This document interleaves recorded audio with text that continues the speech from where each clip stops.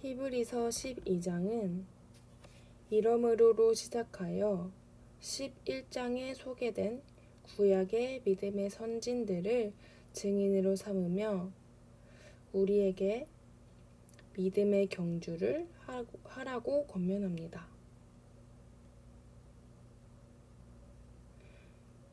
1, 2절에서는 믿음의 경주를 하기 위해서 먼저 우리의 죄를 벗어버리고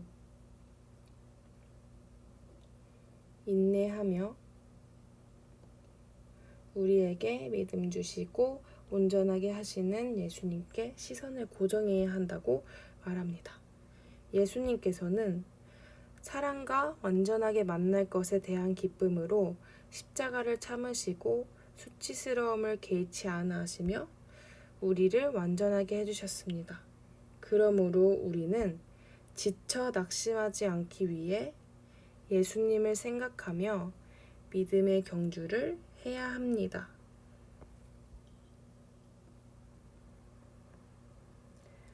4, 5절에서는 우리가 아직까지 피를 흘릴 만큼 거세게 죄에 저항하지 않았고 하나님께서 아들들을 대하듯이 하신 권면의 말씀을 잊었다고 말합니다. 그 권면의 말씀은 주의 징계를 가볍게 여기지 말고 그가 징계할 때 낙심하지 말라는 것과 주께서 사랑하시는 자를 징계한다는 것입니다.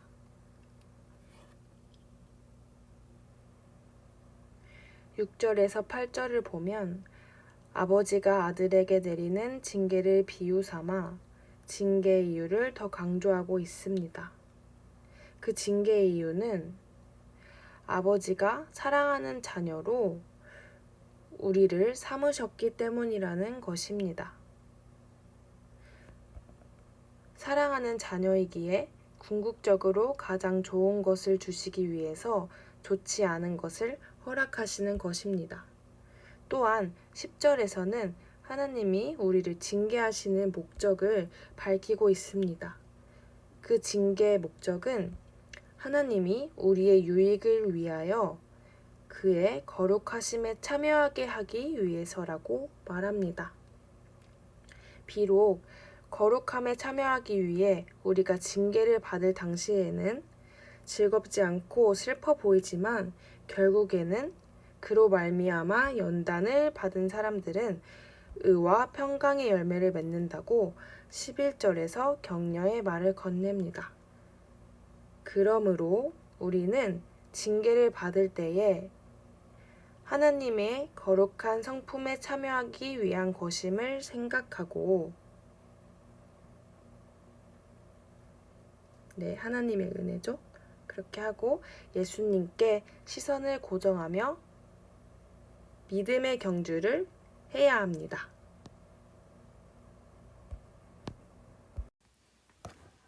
(14절에서 17절은요) 아버지의 징계를 받는 하나님의 자녀들에게 하는 저자의 권면입니다. 14절에서는 더불어라는 단어가 이 문장의 목적어로 사용되면서 굉장히 중요한 단어인데요. 이렇게 더불어라는 단어를 중시하면서 당시 혼란과 압박 때문에 교회 공동체를 버리고 배교하는 사람들에게 공동체 안에서 함께함의 중요성에 대해서 이야기하고 있습니다. 다음으로 15절에서 16절 말씀은요. 이렇게 잘 연결되어 있는 공동체의 연합을 방해하고 어지럽히는 쓴 뿌리를 제거하라고 말하고 있습니다. 저렇게 공동체의 연합을 싹둑 잘라버리는 가위와 같은 쓴 뿌리를 제거하라고 이야기합니다. 다음으로는 음행하는 자, 또 에서처럼 에서가 죽 한 그릇에 장자권을 팔았죠. 이러한 에서처럼 썩어질 것들을 위하여 하나님이 주신 영적인 가치, 썩지 아니하는 것들을 포기하는 것은 어리석음과 불경건한 일임을 이야기하고 있습니다. 17절에서는요. 에서가 아무리 눈물을 흘리고 호소하고 간구하여도 회개할 기회가 주어지지 않았다는 사실을 다시 돌이킬 수 없었다는 사실을 상기시키면서 이렇게 두 갈래 길, 신앙과 불신앙의 갈림길에서 신앙을 저버리고 배교한다면 다시 회개할 기회가 주어지지 않음을 경고하고 있습니다. 18에서 19절 말씀에서는 출애굽기 19장 16에서 19절을 떠오르게 합니다. 만질 수 있고 불이 붙고 침침하고 흥함과 폭풍과 나팔 소리가 있는 이곳은 신의 산을 떠오르게 하죠. 모세가 십계명을 받으러 가기 전 그 신의 산에 떠오를 때 아주 장엄한 모습에 두려움을 떨고 있었습니다. 십계명을 받으러 가는 그 길에서요. 히브리서의 독자들은 대부분 유대인 그리스도인으로서 구약의 율법이 가져다주는 중압감, 죄책감, 형식주의적인 규례들에 시달리는 사람들입니다. 이들은 율법적인 요소로부터 자유함을 누리지 못하고 있었습니다. 22에서 24절 말씀은 그러나로 시작합니다. 그러나 우리를 위하여 하나님께서 예비하여 주신 산이 따로 있으니 이는 바로 시온산입니다. 히브리서 저자는 22절에서 우리가 시온산을 이르렀다고 이야기합니다. 이는 율법에 의지하던 사람들이 이제는 복음을 영접하고 예수 그리스도의 대속적 사역을 받아들이는 자는 이미 하나님의 임재 속으로 들어간 것과 같다는 의미를 이야기합니다. 하나님의 임재를 상징하는 시온산은 어떤 곳일까요? 시온은 이스라엘의 종교와 삶의 구심점이었고 옛 언약 백성들은 그들이 공경에 처할 때마다 그곳을 향해 부르짖었고 하나님의 응답을 받기도 했습니다. 그곳은 그들과 함께 계시다는 임마누엘의 지상적 장소의 의미가 있는 곳입니다. 이에 하나님의 임재를 누릴 수 있는 곳인 거죠. 히브리서 저자는 우리가 이미 이러한 시온산에 다다랐다고 선언합니다.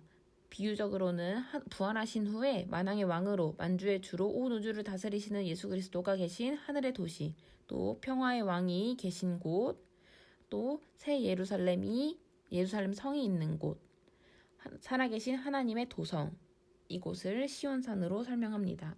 즉 하나님께서 다시 회복하게 하신 은혜를 저버리고 다시 율법의 시대로 돌아가지 말라고 이야기합니다.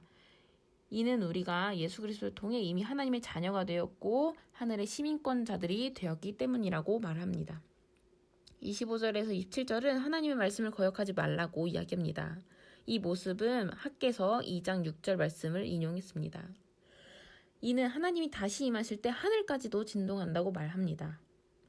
27절에서는 우리가 흔들리지 않는 나라를 받았다고 이야기합니다. 이는 시온산에 이른 백성들에게 주어질 약속이죠. 이는 단순히 죄의 문제를 해결하기 위해서가 아니라 하나님의 구원의 목적이 하나님 나라의 유업을 받도록 하기 위해서라고 이야기합니다. 이에 우리는 이제 은혜를 받고 경건함과 두려움으로 하나님을 기쁘게 섬겨야 합니다. 29절 말씀에서는 하나님을 경히 여기지 말라고 이야기합니다. 왜냐하면 그는 소멸하시는 태우시는 불이기 때문입니다. 장차 완전한 모습으로 내려올 또 시온산 위에 세워진 새 예루살렘 성을 바라보면서 우리는 오늘도 좌로나 우로나 치우치지 말고 신앙의 다름질을 해야 합니다.